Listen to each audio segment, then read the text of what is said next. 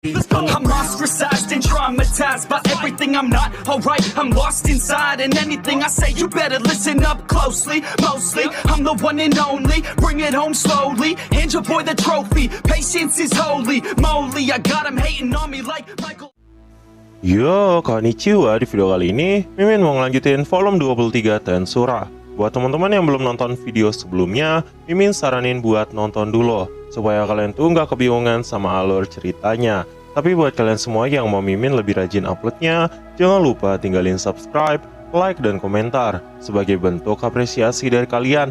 Karena semakin ramai interaksi dalam video ini, udah pasti bakalan bikin Mimin jadi semakin rajin upload juga. Jadi jangan lupa komentar meskipun itu cuma emoticon. Yaudah nggak usah lama-lama, langsung aja yuk gas ke videonya.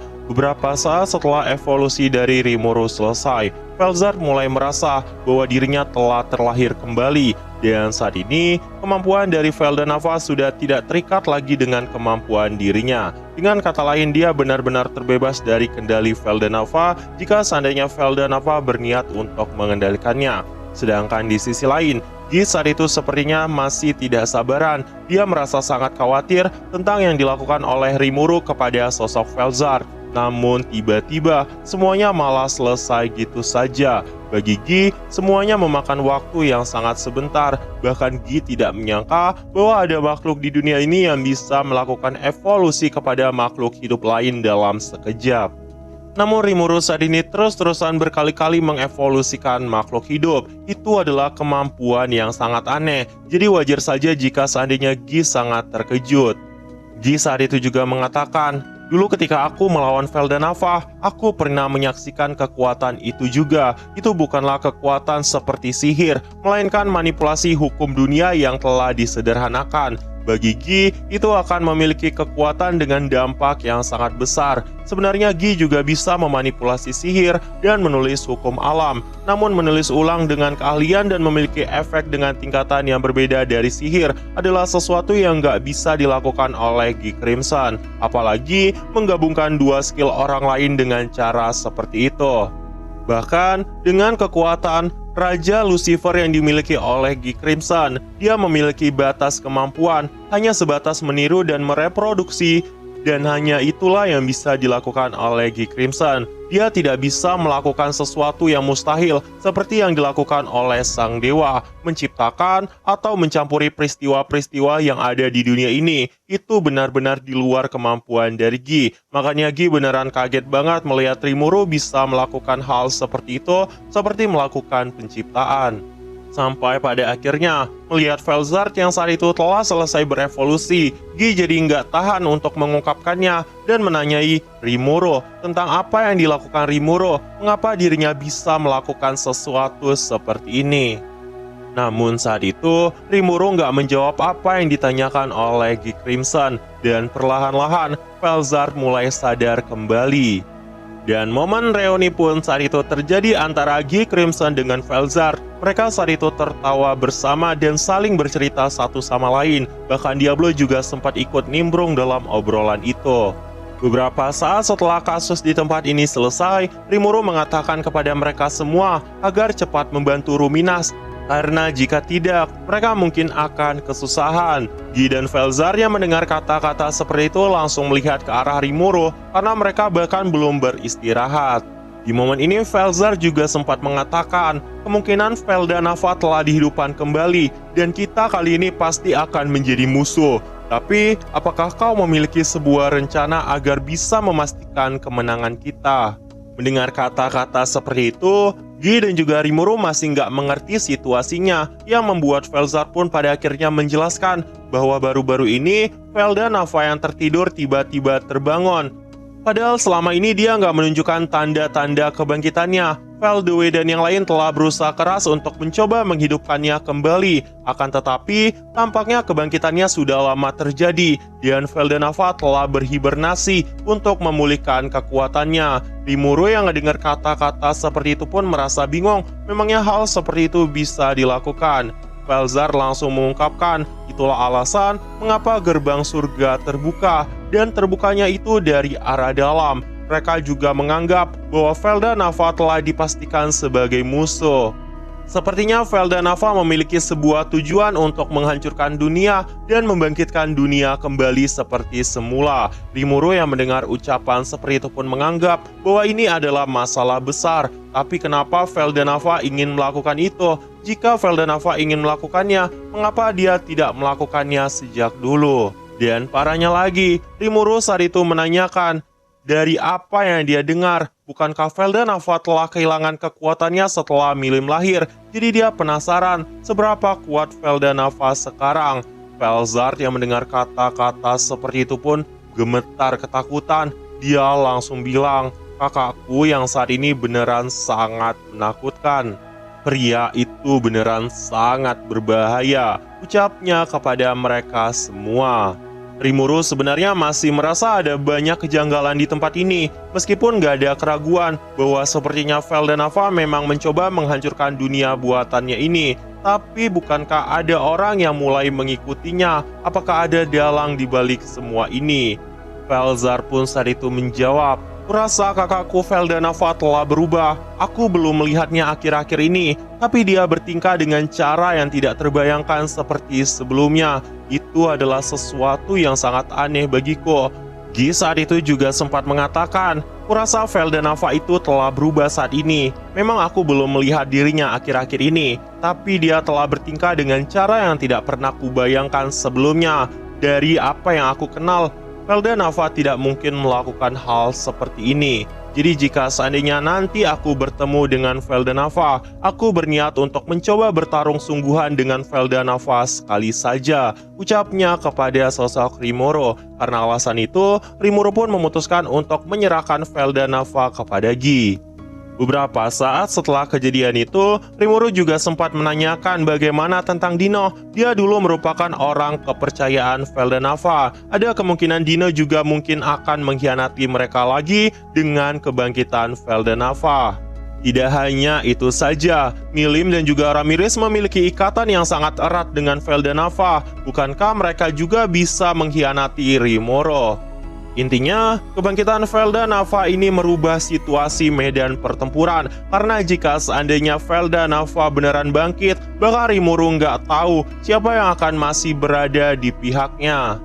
Rimuru juga merasa takut jika seandainya Felgrin dan Feldora akan memihak kepada Feldenava. Tapi setelah dipikir-pikir lagi, kayaknya mereka nggak bakal bisa memihak pada Feldenava karena Rimuru memiliki kendali True Dragon Liberation. Bahkan, jika seandainya pengkhianatan terjadi, Rimuru bisa mendominasi para True Dragon. Dengan kata lain, orang-orang yang skillnya telah diotak-atik oleh Rimuru nggak bakal bisa memihak kepada Feldenava, tapi Rimuru harus mendominasi mereka. Scene kemudian berpindah ke tempat Ruminas. Situasi di medan perang pun mulai menjadi lebih kacau daripada sebelumnya. Di sisi lain, Swim saat itu terus mengamuk, diikuti dengan Habataki. Dan rata-rata kekuatan tempur mereka semakin lama menjadi semakin gak logis. Di utara, kerusakan yang dibuat oleh burung itu mulai menjadi lebih parah lagi. Karena sejatinya, Habataki memiliki serangan yang bisa mengabaikan konsep jarak. Jarak nggak bakal berlaku jika berhadapan dengan Habataki. Mereka memerlukan perpindahan instan seperti yang dilakukan oleh Mai Furuki. Karena alasan itu, peran dari Mai Furuki sangat diperlukan di pertarungan melawan Habataki. Mereka juga mencoba untuk mencegah Habataki melakukan teleportasi dengan memanfaatkan kemampuan pamungkas skill Ultimate Star King Terameter. Dan karena alasan itu, pertempuran melawan Habataki masih bisa diimbangi sampai saat ini. Tapi semakin lama, Mai mulai menyadari bahwa keadaan tidak menguntungkan untuk mereka. Hanya menunggu masalah waktu saja sampai mereka semua dihancurkan. Namun Mai saat itu tetap terus memanfaatkan kekuatannya dengan sangat baik, membantu rekan-rekannya yang saat itu ada di medan pertempuran untuk bisa melancarkan serangan ke arah Habataki. Di sisi lain, Gadra saat itu langsung memimpin Black Corps dari Diablo yang berjumlah sebanyak 100 anggota. 100 anggota saat itu mengikuti perintah dari Gadra untuk melakukan penaklukan melawan Habataki. 100 iblis saat itu terus melakukan pertempuran melawan Habataki tanpa takut mati. Meskipun sebenarnya kematian bagi mereka adalah sebuah hukuman yang sangat kejam. karena sebenarnya Rimuru melarang pasukannya untuk mati. Sedangkan di sisi lain, Louis dan Gander juga saat itu membawa beberapa pasukan utama. Lebih lagi ada 400 kesatria darah vampir, di mana mereka juga melancarkan serangan yang sama ke arah sosok Habataki. Namun meskipun Habataki saat ini hanya seorang diri, semua serangan dari mereka semua masih bisa diatasinya. Semua itu karena sayap dari Habataki terbuat dari logam terkuat Hihirokane dan akan sangat sulit untuk bisa menembusnya. Adelman saat ini telah meninggalkan medan perang, mengambil alih apa yang telah diucapkan oleh Gadra dan membentuk sebuah pertahanan sihir. Namun tetap aja, sebenarnya pertahanan sihir nggak terlalu berguna jika mereka menghadapi Habataki. Karena alasan itu, Adelman menggunakan kekuatan pemulihan superior area luas dan penyembuhan tingkat tinggi dari sihir suci agar mereka semua memiliki regenerasi dengan area yang sangat luas. Namun meskipun begitu, meskipun luka bisa sembuh dengan cepat ketika terkena serangan dari Habataki, rasa sakit yang dialami mereka semua beneran sangat menyiksa yang membuat Adelman berkali-kali berteriak, tapi mereka semua tertawa dan merasa bahwa mereka mungkin bisa mengatasi semua ini. Sedangkan Mai saat itu merasa bingung banget tentang gimana cara menyelesaikan pertarungan melawan Habataki. Gak lama setelah kejadian itu, kelompok Hiryu saat itu datang ke medan pertempuran yang dipimpin oleh beberapa pasukan dari Gabir, yang tidak lain trio kocak yang selalu teriak Gabir sama Kakoi. Scene kemudian berpindah ke sisi barat. Kita juga diperlihatkan mantan pasukan kesatria suci yang saat itu sedang bertarung, yang tidak lain adalah Glenda, Grigori, dan masih banyak lagi. Mereka juga mencoba mempertahankan medan pertempuran yang ada di tempat ini. Ya, meskipun sebenarnya nggak bisa berbuat banyak, namun ada banyak sekali kriptid yang muncul di medan barat ini dan memiliki kemampuan yang cukup tinggi. Sedangkan di sisi lain, mereka juga harus merasakan tekanan dari sosok Kakeshi yang saat ini sedang menghadapi pertarungan melawan Sion. Meskipun sebelumnya nggak bisa berbuat banyak, untungnya pasukan kesatria suci ini mampu mengatasi beberapa monster kriptid yang mengarah ke arah mereka. Sedangkan di sisi lain, kita kemudian diperlihatkan Kakeshi yang tiba-tiba melancarkan sebuah serangan ke arah Grigori. Grigori saat itu langsung mencoba mengatasinya, tapi sayangnya semuanya terlambat. Grigori saat itu menyadari bahwa nggak lama lagi kemungkinan dia akan mendekati kematiannya, tapi kali ini dia tidak menyesalinya.